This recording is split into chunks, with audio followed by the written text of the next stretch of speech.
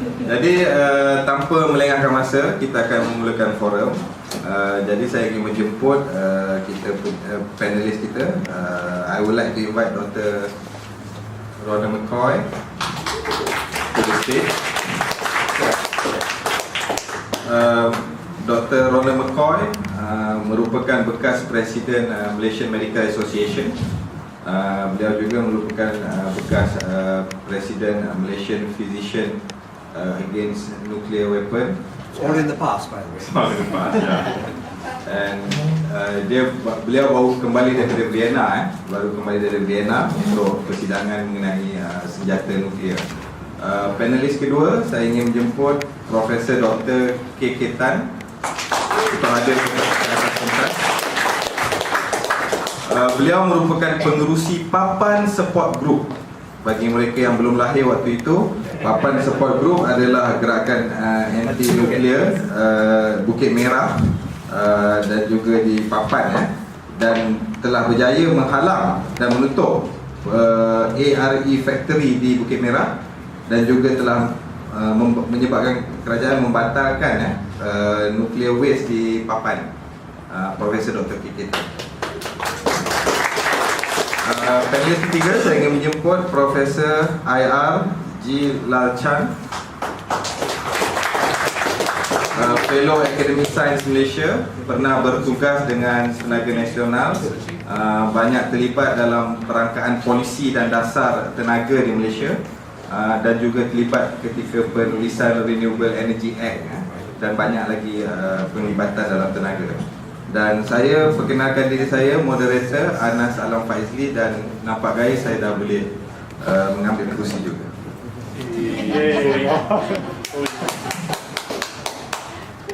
Okay. Yes. Just it. Okay. Not because I need to use then together have a photo. Okay lah, we entertain lah, I guess. One group photo, quick one, nothing more than 1 minute. Standing up.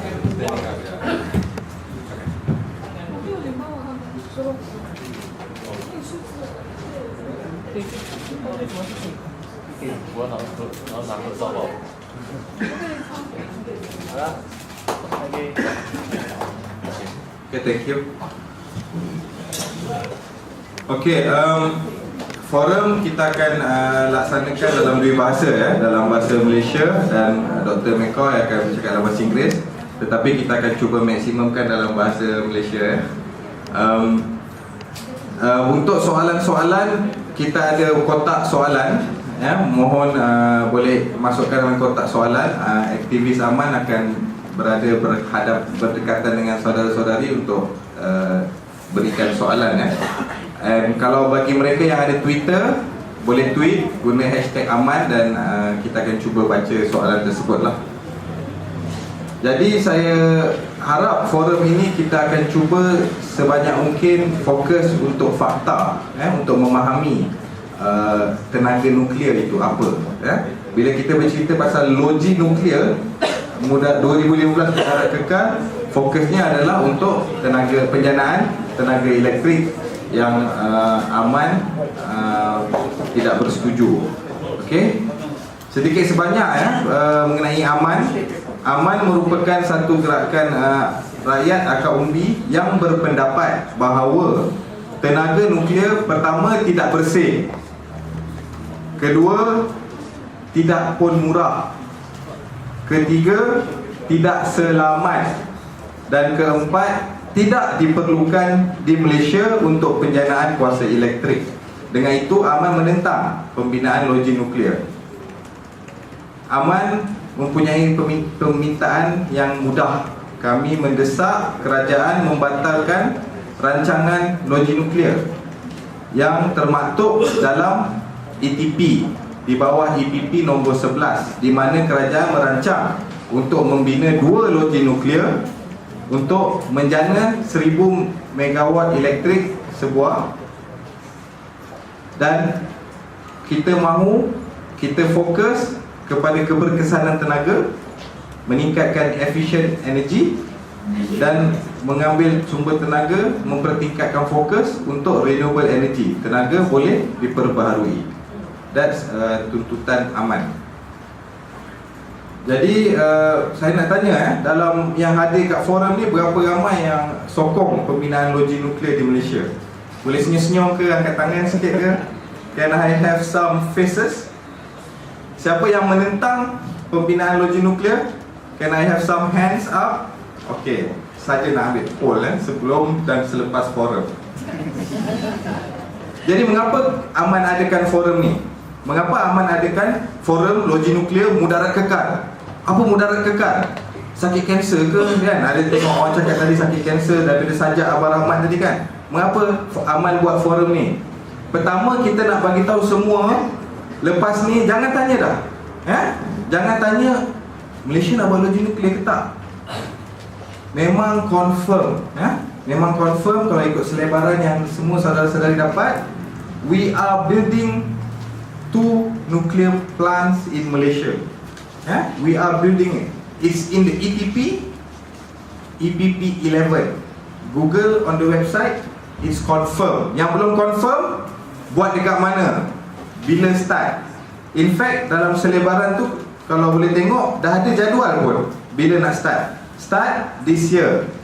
Kalau dekat parlimen ada few questions, MP tanya dekat wakil rakyat, dekat menteri, apa status pembinaan loji nuklear di Malaysia?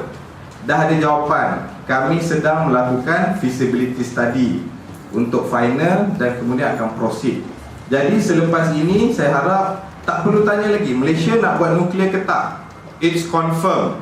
We are building 2 nuclear power plants, which is scheduled for completion in 2020. So kalau ikut standard nuclear plant construction, Japanese suka buat cepat. They do it in 5 years time. Average ada places in the world ada yang buat 10 tahun, ada buat 15 tahun. So looking at the plan yang dah saudara dapat tu, tahun ini akan start lah. Akan start cucuk tanah untuk start buat loji nuklear. So we are here to share with you kenapa Aman menolak pembinaan loji nuklear. So kita akan go through 7 dasar bantahan Aman yang kita akan dapatkan input daripada panelis-panelis kita.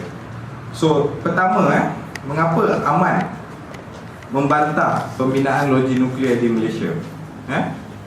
Pertama, kita kata, Aman cakap loji tenaga nuklear adalah mahal, sangat mahal. All this while you've been hearing it's cheap because it is heavily subsidized, macam Boeing. Boeing dekat US is heavily subsidized, and kos penyahtahuliahan tidak dimasukkan dalam estimate decommissioning cost. Kalau tengok dekat internet, banyak yang membuktikan sumber tenaga daripada nuklear adalah mahal, jauh melebihi sumber-sumber tenaga lain yang ada. Itu dasar bantahan nombor 1. So with that, I would like to invite our honorable panelist, Prof. Lal Chan, to give us some idea within less than 5 minutes about mengapa betul ke loji nuklear ni mahal. Point number 1. Thank you. Terima kasih. Okay, terima kasih Cik Anas. Good evening ladies and gentlemen. Sebelum saya mulakan, saya nak declare beberapa hal. Walaupun saya terlibat dengan UCI, SI, tapi bukan sebagai profesor di universiti, cuma adjunct profesor. Tapi what I say now does not reflect the views of any of the organizations I'm with. It's more as a member of civil society. Tetapi apa yang saya adalah pengalaman dalam industri tenaga sejak tahun 63, jadi lebih dari 50 tahun. Semasa saya di LLM dulu, LLM telah menghubungkan satu pasukan untuk membina Loji Nuklear, tapi Perdana Menteri masa itu, sekarang Tun Mahathir, kata Malaysia tidak akan ambil nuclear power dalam abad 20 in the 20th century. Now we are in 21st century. Now, but I understand Tun still is not happy with having nuclear. Tapi what is important is, has there been justification of the need for nuclear power to satisfy Malaysians' power needs?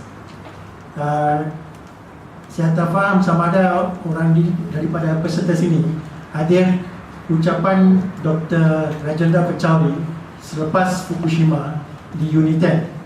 Semasa itu, beliau heran bila saya tanya kenapa Malaysia nak hubungkan loji nuklear sebelum mengambil kesempatan energy efficiency dan renewable energy. Dan beliau tanya daripada Dato' Lu, sekarang Ketua Setiausaha di negeri kita, sepatutnya energy efficiency is the lowest hanging fruits.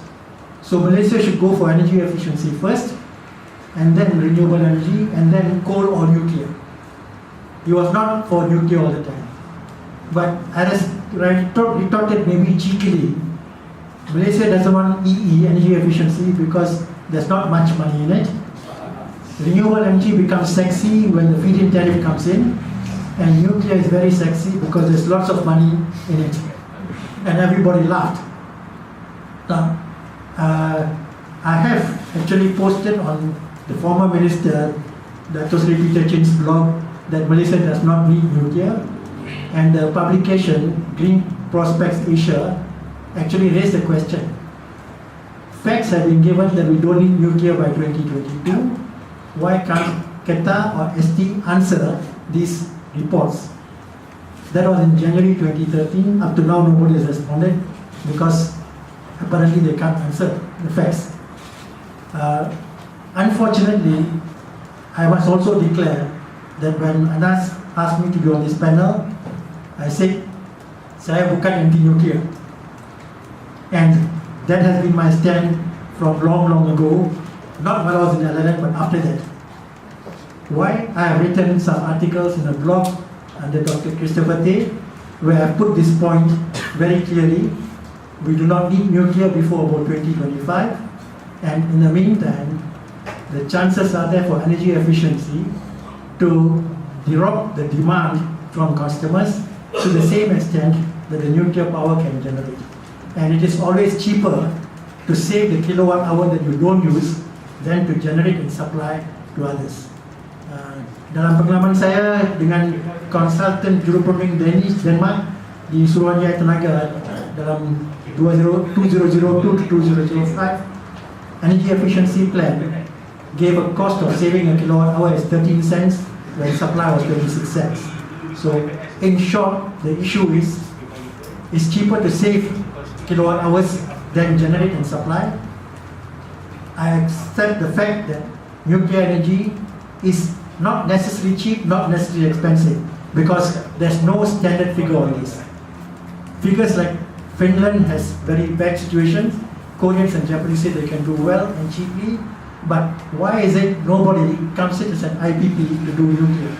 But the main thing is, although I'm not anti-nuclear, I say we should keep nuclear to as far back as possible until we have no other option, the choice of last resort, where we could probably have thorium-based, or if we are far enough, it could even be fusion energy. Thank you. Sorry, I've taken more than 5 minutes. Actually, it was perfectly 5 minutes. Thank you very much. So, basically, Prof. Lalchan kata dia tidak anti-nuklear, tapi bagi beliau tidaklah murah dan tidaklah diperlukan. Itu dua poin ya daripada Prof. Lalchan tadi. Without further ado, I would like to invite Dr. McCoy to explain to us about, is it true that the nuclear as energy source is expensive and is non-economical? Yes, thank you, Chairman. I think it's good that the government is conscious of the problems we have with global warming and climate change. but its solution, I think, is not a good solution, and that is nuclear energy. And there are some quarters in Malaysia who actually describe nuclear energy as green energy. And it is anything but green energy.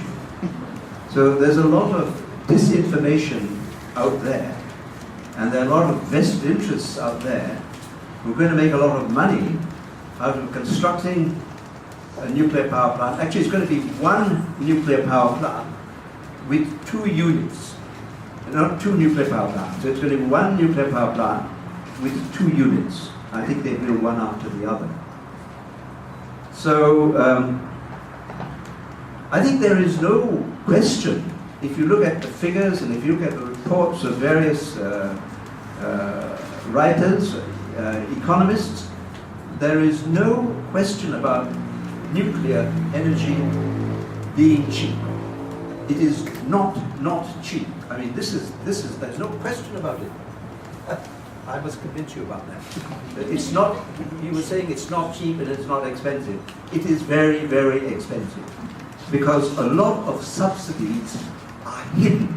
And you don't know anything about what's happening in this government, as you know. I mean, yes, absolutely right. Because whatever happens within the government is a secret. And if you question it, you are being disloyal, you will be charged with sedition, etc., etc. Well, you all know about that. But the fact remains that nuclear energy is not cheap. I think there is no question about that. If it were cheap, you can imagine how great businessmen, not only here but all over the world, will be investing in nuclear energy. And they are not doing that. In fact, nuclear energy is being phased out in most countries, except perhaps in China. But China is a very special, very different situation altogether. Now, the very reputable ratings and risk company known as Moody's Corporate Finances recently estimated that the capital cost per kilowatt of nuclear energy,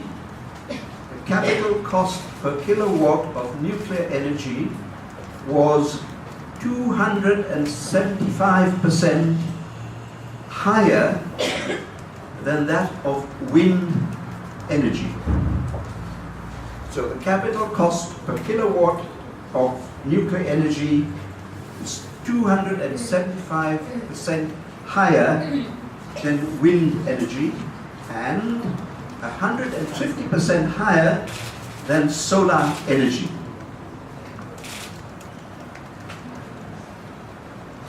Moody's prediction is that nuclear costs will rise further, while the cost of other renewable energy sources will be substantially reduced. Numerous Wall Street studies and independent energy analysts have estimated that electricity from renewable energy sources costs an average of 6 US cents, which is 18 Malaysian cents per kilowatt hour, while electricity from nuclear energy is about 12 to 20 US cents, or about 36 to 60 Malaysian cents per kilowatt hour. So there is a big difference. And these are figures by people who know what they're talking about. These are economists, these are bankers, etc. So the real cost of nuclear energy is therefore very much higher than the Malaysian government's estimated cost. So I think that the figures show it without any doubt, and I hope I'll convince Dr. Lau Chan about that. And I think the other thing you must remember is, building a nuclear reactor is fine. Then you have to maintain it, and you have to avoid accidents. And what do you do with the radioactive nuclear waste? Now, this radioactive nuclear waste is not going to last for 10 years or 20 years, not even for a century. Radioactive nuclear waste remains radioactive and lethal for hundreds of thousands of years. Plutonium has a half-life of 240,000 years. Half-life. Plutonium has a half-life of 240,000 years. So what we are talking about in terms of radioactive waste, for which there is no method of safely disposing of, we're talking about radioactive nuclear waste forever. I mean, that's what it really means. And you're going to foster this on future generations. And I think that is highly immoral. Time's up. Time's up? Okay, thank you. Okay, I'm sorry Dr. McCoy, I have to control the time. That's okay. So basically Dr. McCoy cakap it's good Malaysia dah start talking about global warming, climate change semua. Namun begitu ada setengah pihak daripada industri nuklear yang nak promote nuklear dan menyebarkan info-info yang tidak tepat mengenai kos nuklear. Dan beliau merujuk kepada laporan daripada Moody's yang mengatakan kos nuklear 20% lebih mahal daripada kos tenaga bersumberkan angin, dan kos nuklear lebih mahal 150% daripada tenaga suria. Was it 20% or 200? 275. Oh, my bad. 275. One more time. Tenaga sumber nuklear 275% lebih mahal daripada tenaga bersumberkan angin, 150% lebih mahal daripada tenaga bersumberkan suria. Manakala laporan-laporan daripada Wall Street mengatakan kos tenaga nuklear 12 hingga 20 sen per kilowatt dolar dan 20 hingga 60 sen kilowatt per hour kos nuklear tenaga nuklear. Manakala kos-kos daripada tenaga boleh diperbaharui daripada solar adalah 6 sen US dollar per kilowatt hour ataupun 18 sen ringgit Malaysia per kilowatt hour. Kalau daripada situ kita boleh lihat ada at least 3 kali ganda nuklear lebih mahal daripada tenaga boleh diperbaharui. In fact, saya tampak ramai ni orang-orang daripada solar pun ada malam ni. Ada Rasadi pun ada daripada solar. Terima kasih banyak. Jadi tanpa melengahkan masa, kita jemput Prof. Kekal untuk menyatakan pendapat beliau. Adakah beliau setuju bahawa logik tenaga daripada nuklear adalah expensive? Of course, very expensive, I think. Tadi Dr. McCoy yang menjelaskan kos-kos itu hanya yang kita boleh nampak, yang kita boleh kira, yang ia tidak ambil kira, iaitu itu sisa radioaktif. Ditengok di papan yang dulu kita sudah oleh sebab Tun Musa Hitam dia datang, dia cancelkan itu waste dump. Tapi sekarang dia buat satu baru ni, itu 100 juta US dollar. Lagipun they take over our virgin rainforest, to bury this waste. I forgot the actual 100 acre or so virgin forest. It's 100,000, and that is from the Asian rare small level plant, rare plant. Of course, it was very radioactive. It's not like Linus. Linus is not so much. So you boleh fikir ini cost. Dan di US selalu cost yang telah dibagi tadi hanya yang boleh dikira. Dia sebab kerajaan akan menanggungjawab jika adakan kemalangan. The cost of accident. You tengok Fukushima. Siapa yang menanggungjawab? Kerajaan. Macam Q itu itu recession, itu bank bankrupt, siapa yang rescue, menyelamatkan rakyat, duit rakyat. Sama juga. Dan I think decommissioning biasanya cost 3 kali ganda, 10 kali ganda, kita tak tahu. Sebab 30 tahun nanti, 50 tahun. Hingga hari ini di US, dia belum ada tempat untuk menyimpan itu sisa radioaktif. Dia ingin begini, dia boleh simpan dalam tempat orang asli bantah. Jadi dia tak tempat lagi. Masih tak ada. They still don't have that. And what's the cost? How are you going to calculate that? They are looking about at least 100 acre, 200 acre. Okay, so these are costs not seen. I think remedial costs, you see, like even Fukushima. Okay, USA you must dig 50 miles radius. Japan says never mind, like 20 mile radius. He say USA dig 20 feet deep. He say Jepun kita boleh tahan radiation 10 feet to go. So this cost very big. So I disagree with our engineer now.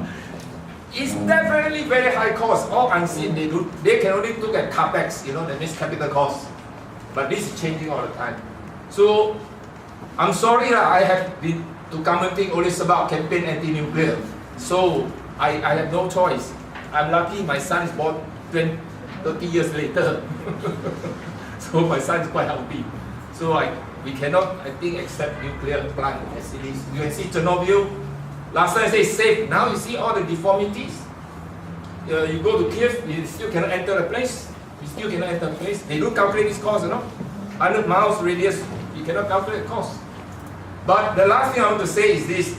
Since 3 Mile Island 1977 US, they haven't built a single plant in US. US is a very advanced country. Why are they not building it if it's cheap? Okay? Why are the company not doing it? So talking about green, now Obama has been duped, dia ditipu ini energy tenaga hijau sebab the carbon. This is a bit nonsense. He know nothing about this green issue. I'm sorry, Obama, he's here, I'm going to kick his ass.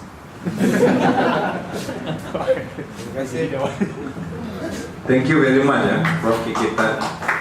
Just to remind everybody, the Papan support groups managed to stop Bukit Merah and Papan. So he did a very good job already. No, the people, not me. Okay, dasar bantahan pertama apa tadi? It's not cheap, tidak mahal. Dasar bantahan kedua, tidak murah. okay, tidak murah. Okay.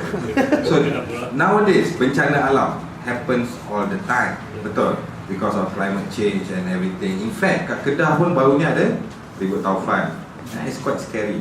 And so dasar bantahan kedua, we are saying that tiada jaminan 100% bahawa loji nuklear selamat. Can anyone in this room tell me tanpa muka ragu-ragu bahawa loji nuklear adalah adalah selamat? And ada orang akan cakap lah, wow, loji nuklear punya tower tu, reactor tower tu, kapal terbang langgar pun tak meletup. Interesting argument lah kan. But kalau teroris dia tak langgar reactor tower tu, dia langgar the command center lah kan, dia langgar the office lah kot. Apa dia langgar tower tu, just an example lah. So we are saying, can anyone guarantee loji nuklear 100% selamat? Walhal yang seperti di Fukushima, Jepun kan, negara yang QA/QC boleh katakan bapa quality control di dunia, Japan. Siapa-siapa banyak student kat sini kan, where you learn quality? From the Japanese. Exactly. So tiada jaminan loji nuklear 100% selamat daripada kesilapan operasi. Chernobyl, operator tidur. What happened? Padang jarak terkukur, 30 km radius, no man's land. Kalau pergi Chernobyl, dah jadi bangunan-bangunan yang tumbuh pokok. Dah jadi hutan bandar, bukan hutan bandar Johor. Hutan bandar Chernobyl, 30 km radius, no man's land. Dulu 50,000 orang duduk kat situ, dekat kampung yang berdekatan situ. Sekarang, berapa orang duduk situ? Kosong. So, nombor 2 ni, tiada daripada kesilapan operasi ataupun sabotaj ataupun ancaman pengganas. Baru-baru ini semalam di laporan berita, di UK ada ugutan teroris untuk bom loji nuklear.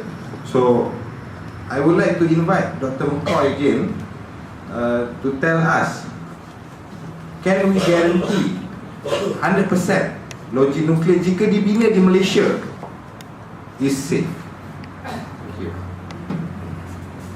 Well, I think when you talk about the major nuclear accidents like Chernobyl and Fukushima, and perhaps Third Mile Island in the United States. These are major catastrophic nuclear accidents, but they're not common. I think we have to agree, they're not common, but when they happen, then you are really in serious trouble. I mean, Chernobyl and Fukushima are very, very good examples. Nobody in the world today knows what to do with the Fukushima catastrophe. Nobody. Everybody's looked at it and said, I'm not sure what we're going to do about this.